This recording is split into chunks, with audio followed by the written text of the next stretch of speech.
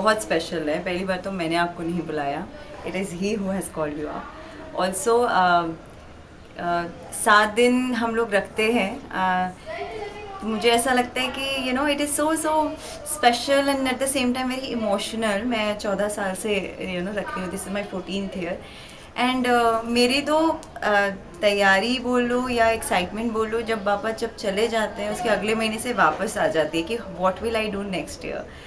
So for me this festival is not just festival, it is an emotion for me and I think this is the only festival जहाँ पे 7 दिन के गणपति के बहाने हम अपने उन दोस्तों से भी मिल लेते हैं जो हमें साल भर अपना टाइम नहीं देते हैं। Yes.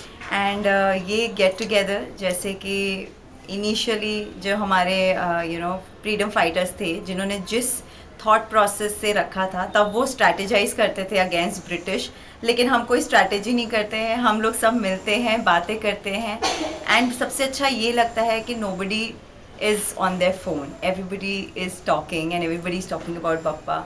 So I think Mumbai जो है ना वो गणपति से जागती है। उससे पहले मुंबई सो रही होती है, सब अपने काम कर रहे होते हैं, but the moment Bappa comes everybody becomes so energised कि उनको लगता है कि यार नाउ फ्रॉम गणपति टिल दिसंबर मुंबई एक अलग तरीके से देखी जाती है, दुल्हन की तरह सज जाती है। तो this festival has lot many more things just then a festival. और जब पप्पा आते हैं तो आने की खुशी तो होती है, लेकिन उनको जाने का दुख भी होता है। Yes. क्योंकि हम 7 दिन उनकी सेवा करते हैं, हमारा पूरा हमारा जो टाइम टेबल होता है वो पप्पा के अनुसार हो जाता है। और फर्स्ट 2-3 डेज थोड़ा डिफ़िकल्ट होता है, बट जब तक हम इनके तरह बनने लगते हैं तब तक उनके जाने का वक्त हो Yes. जाता है। And that's the most always good byes are always so difficult. और बट लेकिन हम ये सोच के करते हैं कि हम पापा को नहीं भेज रहे हैं, हम उनकी उनको तो अपने पास ही रख रहे हैं, सिर्फ ये उनकी प्रतिमा है जिनको हम विदा कर रहे हैं। Yes. और स्पेशल है, इस बार थोड़ा डिफरेंट है, बट ठीक है। I mean festival is always festival. तो Yes. पापा जब आते हैं तो सजना सवरना, यू कैन सी, आप बाहर जाओगे तो लगेगा कि एक फेस्टिवल है। आई डोंट नो आगे आने वाले टाइम में ये फेस्टिवल उतना ज़्यादा अलाइव रहेगा कि नहीं, बिकॉज आपको हमारे जेनजीज का तो पता ही है। Yes. बट उसको मतलब जो हमारी सभ्यता है, जो हमारा कल्चर है, जो हमारे रिचुअल्स हैं, हमारा फेस्टिवल है, उसको ध्यान में रखते हुए Yes. I think this is the festival, this is the starting of all the festival, जहाँ पे हमको रियलाइज़ होता है दैट जो मैं तो नॉर्थ से हूँ, तो मैं नॉर्थ में तो इतना नहीं करती थी, पर जब से मुंबई आई हूँ तो मुझे ऐसा लगता है कि मुझे बुलाया ही इन्होंने है अपने रंग में रंगवाने के लिए। So I always thank him for treating me, for keeping me so safe and so nicely एक दूसरे शहर में, और हमेशा से उनकी शुक्रगुजार रहूँगी। My papa is always my papa and he वो कहीं नहीं जाते हैं, he is always with me. But क्या होता है ना कि जब बच्चा भी अपनी नानी के घर जाता है तो उसको वापस स्कूल जाना होता है, उसको पढ़ाई करनी होती है, उसको एग्ज़ाम देने होते हैं, तो वो बच्चा नानी के यादों में तो रहता है, बट वो फिजिकली वहाँ से नहीं होता। So same is it, so he is not going anywhere, he is with me always and forever. It's just that 7 days के मैंने माने हैं, तो 7 डेज़ के बाद उनको अपनी मम्मी के पास भेजना पड़ता है। सी इफ़ यू जो भी मेरे बहुत दिल के करीब हैं, जो मुझे जानते हैं, उनको ये पता है कि मुझे पता नहीं येलो कलर से कुछ ज़्यादा ही प्यार है। So I make sure when I get my Bappa there is some yellow in it. सो जैसा आप देख रहे हैं, मैंने बप्पा के लिए फेटा भी लाई हूँ जो भी येलो कलर का है। And today since it's a visarjan, so I also wanted to look like थोड़ा सा similar to him, so I am wearing a yellow sari and this nath is basically because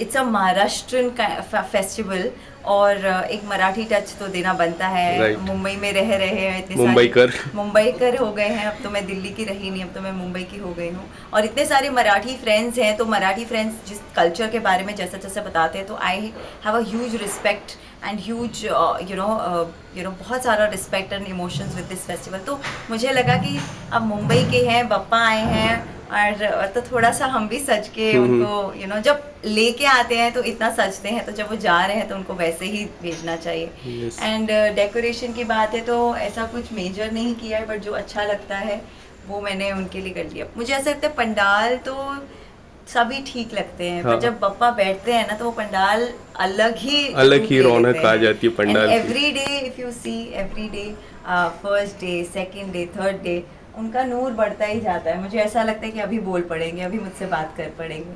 so I think जितना हो सकता है, जितनी सेवा मैं कर सकती हूँ, मैं दिल खोल के करती हूँ। Yes. एंड आई थिंक मुझसे करवाते हैं। इसीलिए मोस्टली मेरे दोस्त जब आते हैं तो वो ये बोलते हैं कि मोनिका, गणपति आ रहे हैं, he'll take all the seva from you and then फिर वो तुमको busy कर देंगे। And actually that happens all the Yes. time. Like whenever he comes, something और दी अदर कुछ होता है कि मैं इनकी सेवा करती हूँ, और अगर मैं शूट कर भी रही होती हूँ तो उस दिन मेरे सीन नहीं होते हैं, जल्दी पैकअप हो जाता है। एंड देन मैं जो वो चले जाते हैं तो अपनी ब्लेसिंग्स देकर एंड यू नो एक नए काम की शुरुआत, नई चीज़ों की शुरुआत करके देते Yes. जाते हैं। एज सच कोई प्लान नहीं किया है, बट एक रिक्वेस्ट है, एक छोटी सी हमने यू नो चीज़ शुरू की है। मैं बहुत टाइम से ये करती आ रही हूँ। हम लोग ऐसा मानते हैं कि जब हम किसी बड़े से मिलने जाते हैं तो खाली हाथ नहीं जाते हैं। एंड क्या कहते हैं, यू नो जब भी आप किसी के पास आते हैं खाली हाथ नहीं जाते हैं। तो सब भक्त आते हैं, सब मेरे फ्रेंड्स आते हैं, तो कोई फूल, कोई माला, कोई यू नो मिठाई, नारियल, फ्रूट्स, ये सब लेकर आता है। तो मैंने उनसे स्ट्रिक्टली बोला हुआ है कि ये जो चीज़ें हैं ये ऑलरेडी मैं कर रही हूँ। If you really want to offer Bappa anything, please get stationery, जैसे कॉपीज़ हो गई, पेंसिल्स हो गए, स्केल्स हो गए, बच्चों के लिए कलर्स हो गए, you know all these things.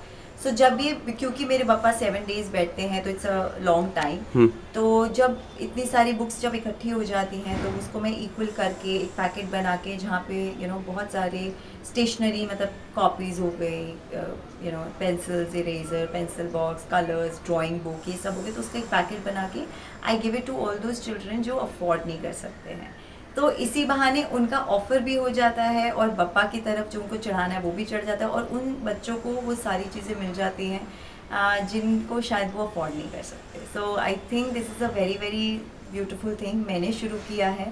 आप प्लीज़ अगर उसको आगे कंटिन्यू कर सकते हैं तो अच्छा हो जाएगा। बहुत सारे बच्चे हैं, and I am giving you the guarantee that वो बच्चे कहीं पर भी जाके उसको रीसेल नहीं करते, because these are new books, new colours, new everything. और जब वो बच्चा, मतलब मुझे ऐसा लगता है कि अगर उस बच्चे ने उस कॉपी पे एक लाइन भी बना दी है तो मेरा चीज़ सफल हो जाती है। तो आई think this is a very small thing that I have started. आप अगर उसको कंटिन्यू करना चाहें तो प्लीज़ कीजिए, बप्पा भी खुश हो जाएंगे और इसी बहाने एक ऐसे बच्चे की मदद हो जाएगी जिसे बहुत ज़रूरत है।